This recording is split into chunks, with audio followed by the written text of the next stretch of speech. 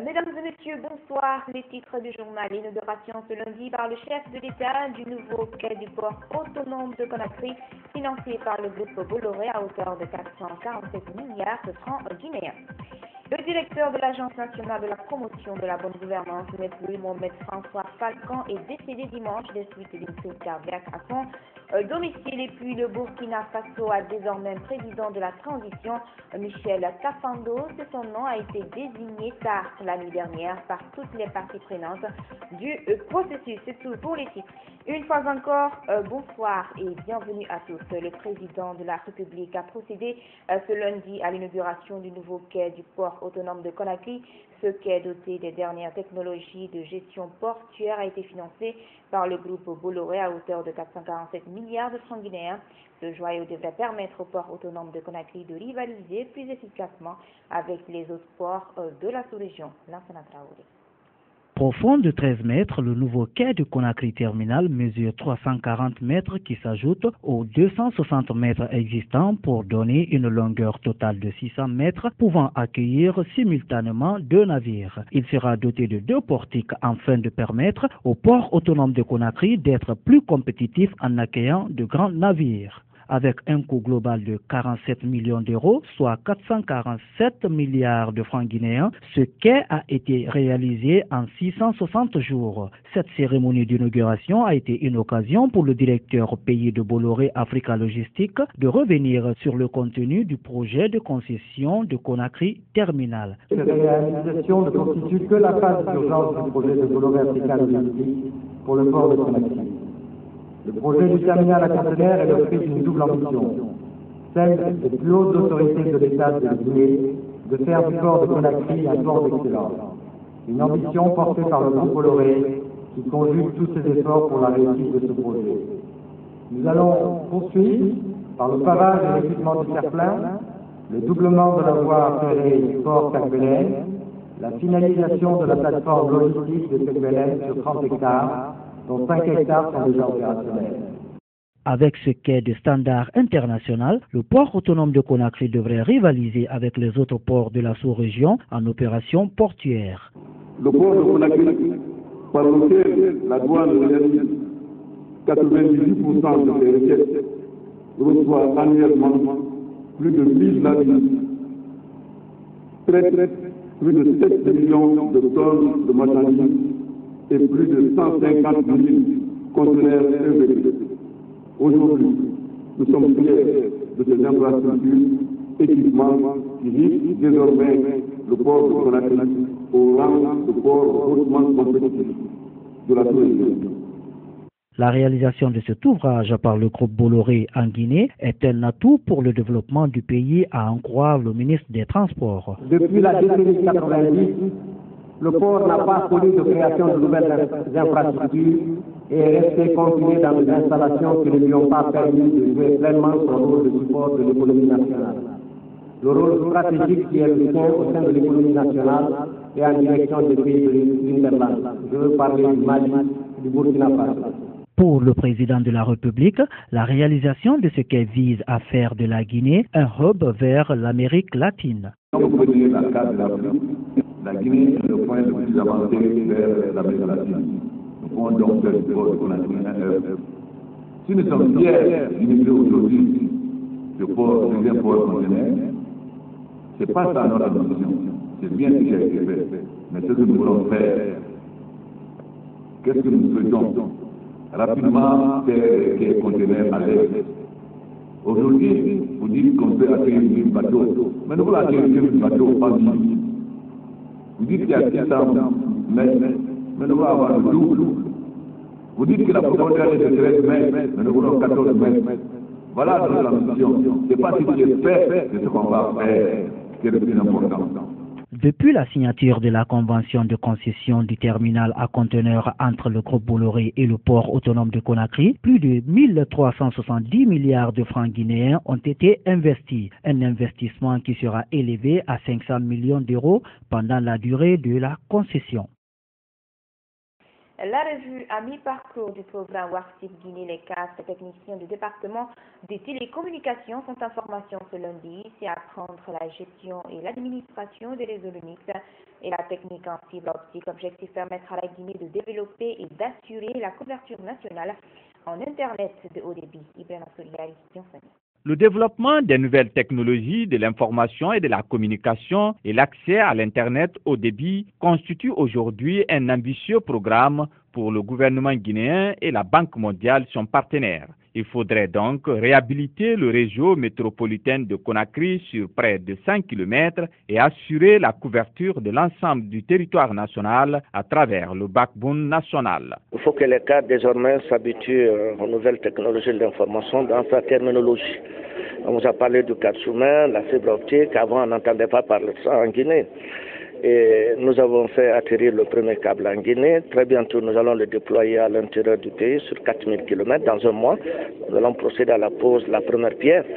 Et parallèlement à ça, nous sommes en train de développer le projet métropolitain en Conakry sur 100 km et ses environs pour permettre à l'administration, aux institutions, aux ambassades, n'est-ce pas, de se connecter à cette fibre. La formation des cadres est à cet effet une nécessité. Des cadres qui doivent apprendre les techniques en matière de fibre optique, de gestion et d'administration des réseaux. Linux. Linux, en fait, c'est un système d'exploitation comme Windows 1, mais qui est gratuit et qui est open source. L'open source signifie que c'est un programme qu'on peut accéder au code source, qu'on peut modifier le code source et qu'on peut y ajouter des applications selon les besoins. La démarche vise à classer la Guinée parmi les pays émergents. La Banque islamique de développement vient d'accorder à la Guinée 3 prêts dont les montants s'élèvent respectivement à 10 millions de dollars américains, 12,5 et 13,2 millions d'euros. Les 3 accords de financement ont été ratifiés ce lundi par les députés à travers une plénière extraordinaire. Ces montants devraient servir à financer le projet de village durable dans la commune rurale de Banco à Dabola et le système de santé guinéen Mania Condé. À travers ces 3 accords ratifiés ce lundi, le gouvernement compte s'inscrire dans la dynamique d'atteindre les objectifs du millénaire pour le développement. Le premier prêt d'une valeur de 10 millions de dollars US doit servir à financer le projet pilote de village durable dans la commune rurale de Banco, préfecture de Dabola. Projet initié pour financer des investissements productifs, des prestations de services et programmes contribuant à la réduction de la pauvreté, ce à travers la formation de 5600 agriculteurs et la scolarisation des enfants à 100% notamment. Les 2 autres prêts, 12,5 et 13,2 millions d'euros, devront servir à améliorer le système de santé en rénovant l'hôpital national d'Onka, l'achat des équipements de soins et la lutte contre Ebola. Non, les avantages de ces accords, c'est que, 1, nous avons un projet pilote au niveau d'une sous-préfecture, à l'occurrence Banco, de 10 millions de dollars qui va être financé par la Banque islamique de développement. Ça va servir à apporter une meilleure contribution de la Banque islamique dans le cadre de la réduction de la pauvreté. L'autre catégorie de convention porte sur la rénovation de l'hôpital d'Onka. Nous avons conclu un projet avec d'abord le Fonds saoudien de développement et ensuite la Banque islamique de développement. Après les discussions entre les députés, membres du gouvernement et la commission saisie, ces accords ont été examinés et votés à l'unanimité par les députés. L'unique critère qui est à la base de ce que nous avons fait aujourd'hui, c'est parce qu'on nous a accordé des prêts qui sont des prêts concessionnels, c'est-à-dire des prêts qui ne sont pas du tout chers et qui correspondent pratiquement à un don. Voilà. Merci. La démarche réjouit à plus d'un titre le député uninominal de Dabola. Et je prends le micro avec vous pour vous dire combien de fois je suis contente. Contente du fait que le gouvernement de la République de Guinée, avec à sa tête le professeur Alpha Condé, aujourd'hui, qui a pu décrocher un projet d'une telle envergure pour le développement de ma préfecture, eh bien, je ne peux qu'être contente et très réjouie. Toutefois, les députés ont insisté sur le suivi de ces projets une fois démarrés pour le bonheur des Guinéens. C'est une bonne nouvelle pour les citoyens de Kisoso Plateau. Les travaux de remplacement des tuyaux de la SEG dans leur quartier ont démarré depuis ce dimanche. Le quartier situé dans la commune de Matoto et ses environs sont en manque d'eau potable depuis la semaine dernière suite à la fissure de la conduite principale d'eau à Bramanda. Le calvaire des citoyens de Kisoso Plateau ne sera que de courte durée. Ce dimanche, les techniciens de la SEG ont entamé les travaux de remplacement des anciens tuyaux en PVC qui avaient causé des fuites d'eau dans le quartier et compliqué la desserte à Conakry. Travaux d'aujourd'hui, on a détiré les anciens tuyaux. Voici les tuyaux qui ont été anciennement posés. On les a fait enlever, on a nettoyé, on a fait le lit de pose. Et vous voyez, dans le trou, les tuyaux sont déjà posés. On procède maintenant au raccordement. Le plus grand tronçon, on le fait aujourd'hui. Les 32 mètres là où c'est le travail le plus dur qu'on commence aujourd'hui là. On le fera. Face à l'inquiétude de la population qui continue à se plaindre de la crise d'eau, les agents de la SEG entendent achever les travaux dans un délai de 3 jours. La fin des travaux, j'ai promis 3 jours. Inch'Allah, on le fera. Ça, c'est après-demain. En plus des travaux engagés sur le terrain, un comité mixte a été mis en place. Son rôle, rencontrer les 14 familles sinistrées en vue de les rétablir dans leurs droits. Son premier entretien avec les populations sinistrées leur laisse une note d'espoir. Chaque victime a présenté des objets perdus et des objets non récupérables. Ça a été chiffré devant un bureau du quartier. Et d'après la garantie que le directeur, le coordinateur général de la SEG a dit, on croit et on espère être rétablis dans nos droits. Cette fois, les tuyaux remplacés sont en fer, une manière pour la SEG de résoudre une bonne fois les fissures de tuyaux devenues récurrentes. Suite à l'accident de circulation survenu le samedi 15 novembre 2014 au marché du quartier Anta, faisant 12 morts et 5 blessés graves, le gouverneur de la ville de Conakry a fait ce lundi une déclaration objectif faire déguerpir les occupants des chaussées et désengorger les voiries publiques. Suivez ces propos recueillis par Andrea Colamo. L'occupation illégale des trottoirs est une pratique très répandue dans la capitale guinéenne. Le samedi 15 novembre 2014, un tragique accident est survenu au marché du quartier Anta. 12 morts et 5 blessés, tel est le lourd bilan de cette catastrophe. Interpellé par cet acte, le gouverneur de la ville de Conakry a fait une déclaration. J'invite les maires, les chefs de quartier, les chefs secteurs, les services de sécurité et les administrateurs des marchés à appliquer correctement la note circulaire numéro 047 VC CAB 2014 du 4 novembre 2014 à prendre toutes les dispositions ainsi nécessaires pour procéder au déguerpissement dans les meilleurs délais de tous les occupants illégaux des trottoirs, des voies publiques, des ponts et passerelles de la ville, des alentours des marchés, et même ceux installés par la complicité des administrateurs des marchés, des concessionnaires et certaines autorités locales. Cet encombrement entraîne des conséquences graves sur la fluidité de la circulation routière et casse complètement l'harmonie du mobilier urbain. Par ailleurs, Soriba Sorel Camara invita la population guinéenne au respect de ces mesures qui, à ses yeux, visent à protéger leur vie. Je demande à toute la population de bien vouloir accepter et comprendre la nécessité de ce déguerpissement qui est un facteur de leur sauvegarde, de leur paix, pour le bien de chacun et de tous, afin que ce drame ne se reproduise plus jamais. La question est de savoir si les autorités arriveront avec ces mesures à stopper cette problématique une bonne fois pour toutes dans la capitale. Le commandant de bataillon des troupes aéroportées Mohamed Lamine Diarra et ses 2 gardes du corps viennent de bénéficier d'une mise en liberté provisoire à la cour d'appel de Conakry. Les 3 officiers du BATA reconnus coupables d'outrage au juge d'instruction du tribunal de première instance de Lixine. Ils avaient été condamnés à des peines différentes. La mise en liberté provisoire des 3 hommes est qualifiée de parodie de justice par la partie civile. Falidi Lavoudi.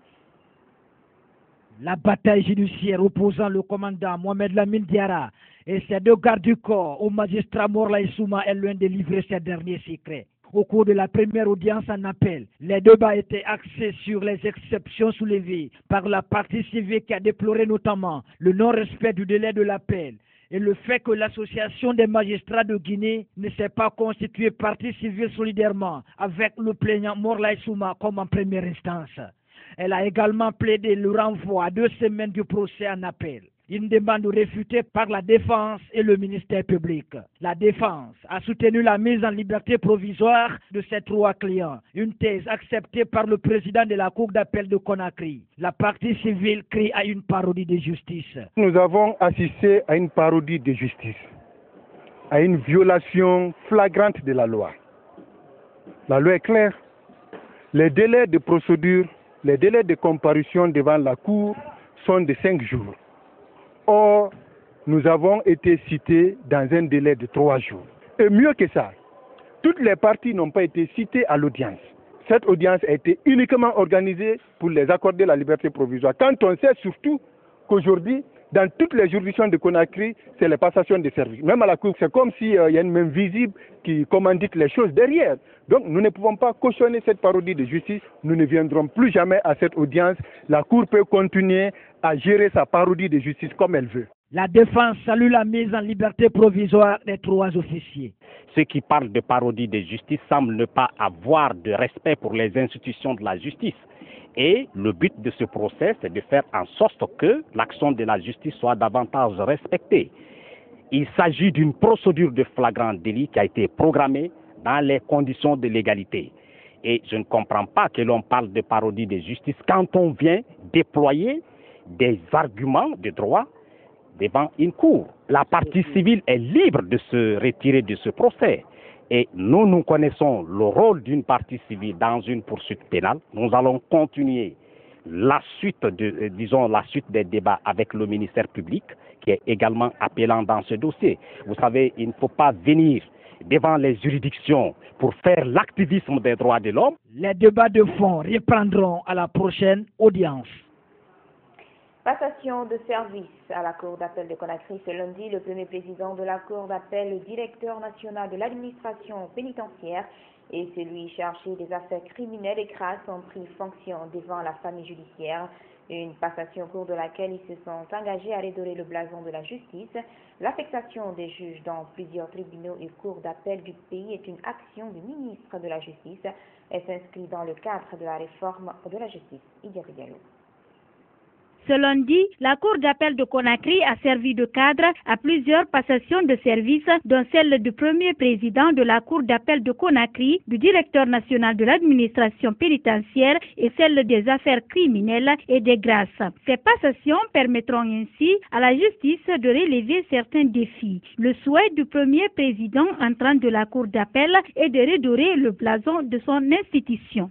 Au niveau de la Cour d'appel, c'est le renouveau et je vais lancer le nouveau travail et la conscientisation de tous les cadres. Les priorités, tout est priorité chez moi parce que c'est le renouveau. Dans son allocution, le président intérimaire sortant a réitéré son soutien à son successeur dans l'accomplissement de ses différentes tâches. Le président de la République a bien voulu mettre un autre pour nous conduire sur le bon chemin, pour le bien de la justice guinéenne. Les justiciables doivent comprendre que, comme par le passé, on va toujours continuer à bien travailler pour le bien de la justice guinéenne, à rendre de bonnes décisions à la satisfaction du peuple guinéen. Fodé Bangoura assurait l'intérim à la place de Yaya Boiro, actuellement juge à la cour de la CEDEAO. Les présidents des tribunaux de Conakry ont également pris fonction ce lundi. La République fédérale de Russie, à travers la société russe, multiplie ses efforts auprès de la Guinée dans la lutte contre Ebola. Depuis mars, le gouvernement russe a apporté plusieurs équipements à celui de la Guinée pour l'éradication de la fièvre hémorragique à virus Ebola. Aboubakar Asilikimane.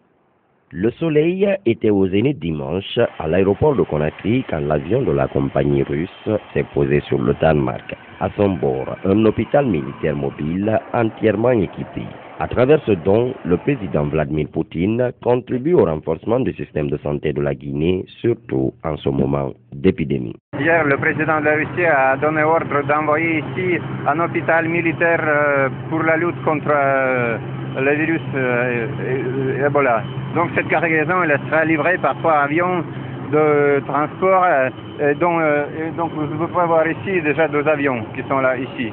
Cet hôpital mobile va jouer un rôle important dans le renforcement du système de santé. Il va aider l'État et la commission de lutte contre Ebola à inverser la tendance.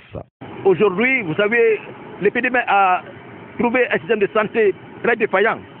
Donc la réception de ces équipements médicaux, la rénovation de nos hôpitaux, la reconstruction des hôpitaux au niveau de tout le pays ne feront que renforcer le système de santé pour le bonheur de la population guinéenne, pour que désormais, on ne cherche pas qu'il y ait d'autres épidémies, pour que désormais, en cas d'épidémie ou en cas d'autres maladies, que nous puissions être propres et réagir de la façon la plus rapide. Voilà ce que cela va donner comme résultat en renforçant ce système de santé à travers ces équipements que nous recevions de la part de nos pays amis. L'annonce de la fin de cette épidémie étant imminente pour le gouvernement d'ici fin décembre 2014, les partenaires ne cessent de soutenir la Guinée pour atteindre ce pari. La mobilisation se poursuit pour bouter hors du pays le virus Ebola le week-end dernier. C'est l'Union des jeunes et amis de COSA qui a offert des kits hygiéniques à la Coordination nationale de lutte contre Ebola. Le geste vise à conjuguer les efforts afin de mettre fin à cette épidémie qui sévit en Guinée depuis le début de l'année. Ici à Bézakité. Ce lot de kits hygiéniques composé de bonbonnes et d'eau est destiné à la Coordination nationale de lutte contre Ebola. Le geste est de l'Union des jeunes et amis de COSA. Ce don vise à appuyer les efforts de la Coordination nationale de lutte contre l'épidémie de la fièvre hémorragique à virus Ebola et permettre aux élèves de reprendre sereinement les cours. Ebola est méchant, mais les Guinéens travaillant ensemble sont plus forts encore. Et je crois qu'avec ce genre d'initiative, tout de suite, l'État et la société guinéenne peuvent réouvrir les écoles comme ça, pour donner quelque chose à faire pour les enfants, pour reprendre les activités économiques. Par rapport à ce dont je suis vraiment très content, parce que ça nous favorise de faire la sensibilisation dans les quartiers de Bantounka 1, Bantounka 2 et Nasrullah, pour faire comprendre aux gens que vraiment il y a l'existence de l'Ebola en Guinée. Et que nous devons tous ensemble se lever comme un seul homme, sans parti pris, pour essayer de combattre contre Ebola, pour le dégager dans notre pays. Tout en appréciant le geste des jeunes de COSA, la coordination de riposte à Ebola a fustigé le comportement de certaines ONG qui profitent de la sensibilisation pour arnaquer la coordination et en faire un fonds de commerce. Lorsque quelqu'un veut aider ses parents, des femmes, des jeunes, est-ce qu'on a besoin pour cela d'aller à la coordination nationale pour demander un budget de 22 milliards 339 millions, une ONG. Une ONG qui se présente à la coordination pour nous demander 14 milliards de francs guinéens pour aller sensibiliser. Des ONG dont le plus bas débit est à 32 millions. Alors nous nous sommes dit, Ebola n'est ni une kermesse ni une fête. L'épidémie de la fièvre hémorragique Ebola n'a pas eu que des conséquences sanitaires et économiques. Elle a causé la stigmatisation des Guinéens à l'étranger. Pour certaines personnes, Guinéen est synonyme d'Ebola. Aujourd'hui, à l'extérieur du pays, notre nationalité porte le cachet Ebola. Dès que vous descendez de l'avion à Tokyo, à Paris ou à Washington, votre passeport guinéen est estampillé Ebola. Nous ne sommes pas un virus, nous sommes des Guinéens, nous sommes des humains. Rappelez que la maladie a fait 962 morts selon la Coordination nationale de lutte contre Ebola. La ministre des Sports était récemment à Lola, sa ville natale, pour sensibiliser les citoyens sur les mesures à prendre pour se protéger du virus Ebola. Domani Doré avait également dans ses valises de nombreux kits sanitaires destinés aux zones touchées par Ebola et celles de grande concentration humaine à Tiratouba. Lola, une ville de la Guinée forestière où le virus Ebola a aussi emporté plusieurs âmes. Une localité où la ministre des Sports a récemment posé son baluchon pour encourager la population à persévérer dans l'application des mesures d'hygiène et convaincre les sceptiques sur l'existence du virus, son mode de transmission et de prévention. Ce qui m'a vraiment réjoui, c'est que nous sentons que Lola est déjà face à cette riposte. À tous les coins de rue, devant les concessions, vous avez la petite bouteille qui leur permet d'amener les gens à se laver les mains. Déjà, c'est pour vous dire qu'ils intègrent déjà l'idée de dispositions hygiéniques afin d'éviter cette maladie. Il nous revient maintenant en tant que fils et naturellement membre du gouvernement de venir en appoint, les accompagner dans cette lutte.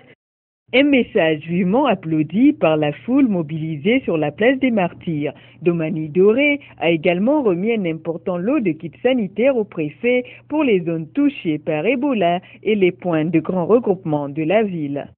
La recevoir ce matin en grand nombre, sous le chaud soleil, c'est la détermination qui vous amène à le faire.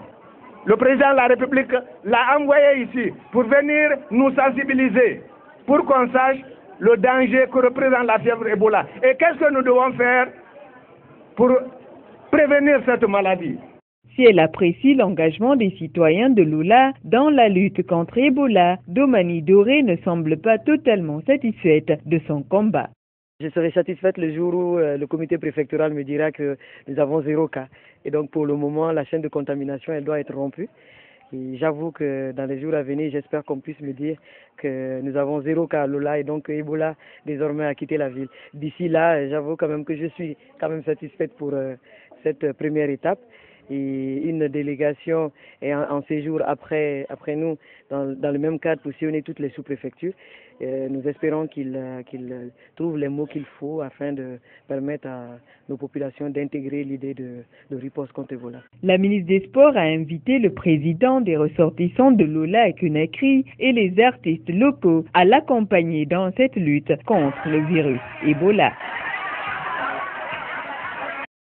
Mohamed François Falcon, le directeur de l'Agence nationale de la promotion de la bonne gouvernance et lutte contre la corruption, n'est plus. Il est décédé dans la nuit du dimanche au lundi à son domicile. Selon la famille du défunt, une crise cardiaque serait à l'origine de sa mort. Ce lundi, le corps de François Falcon était à la morgue de l'hôpital Ignace Dine, où il a été préparé et conservé dans la chambre froide en attendant le jour de l'enterrement. Tierno Fali Diallo.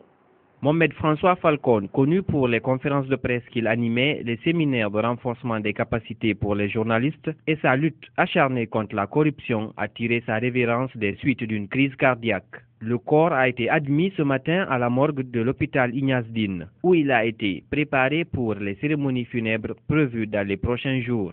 Nous, on ne peut rien dire concernant son décès. On a reçu un corps, on nous a dit de conserver le corps jusqu'au vendredi. C'est ce que fut fait. On a fait la toilette funèbre, on l'a préparé au formol, on l'a conservé dans la chambre froide jusqu'au vendredi. Selon l'oncle maternel du défunt, François Falcon a juste été réveillé par la mort. Il ne souffrait apparemment de rien. C'est hier nuit, vers 23 heures que la mort l'a réveillé. Vers 1h du matin, comme il est mort. M'a enfermé vers 6 heures du matin qu'il est mort à domicile. Il n'était pas malade, il a travaillé hier, il est rentré. C'est une crise cardiaque qu'il a réveillé, c'est fini, il est mort. Et puis dès que Dieu le protège, c'est comme ça, la vie. Mohamed François Falcon meurt avec une ambition, celle de mettre un terme à la corruption en Guinée à travers la promotion de la bonne gouvernance pour en finir avec la pauvreté et la misère. Que l'âme du défunt repose en paix. Amen. Au Burkina Faso, les militaires ont finalement passé la main aux civils. Le lieutenant-colonel Zida a tenu ses promesses. C'est un ancien diplomate, Michel Kafando, qui prend la tête de la transition. Michel Kafando, nommé président intérimaire. Ce diplomate et ancien ambassadeur présidera aux destinées du Burkina Faso pendant la transition. Dès ses premiers mots, il affirme mesurer l'ampleur de sa tâche. C'est une redoutable responsabilité qui m'échoit, dont j'entrevois déjà les écueils. Il y va de notre crédibilité, il y va surtout de l'avenir de notre cher pays, qui après ces journées terribles a besoin de se redonner confiance en vue de mettre le cap sur l'avenir. Un premier pas donc vers le retour à la démocratie 2 semaines après la démission de Blaise Compaoré sous la pression de la rue. Les tractations finales sont allées très vite. Le comité de transition qui regroupait toutes les composantes civiles et des membres de l'armée a fait son choix parmi les candidats auditionnés pendant la nuit de dimanche à lundi. Le lieutenant-colonel Isaac Zida, l'homme fort du pays depuis la chute du président, avait promis la transmission du pouvoir aux civils. Nous mesurons toute la dimension et la portée de cet événement, aussi bien pour notre peuple que pour les autres peuples du continent, voire même au-delà. La charte de transition avait été officiellement signée dans l'euphorie dimanche après-midi par les militaires et les civils. Le texte sert désormais de constitution intérimaire et de cadre pour la transition. Elle doit conduire à l'instauration d'un gouvernement civil et à la mise en place des élections prévues en novembre 2015. Fin de cette édition d'information. Merci à tous de l'avoir suivi. Nous revoir sur notre site web le www.tropevasionguinée.info. Bonsoir.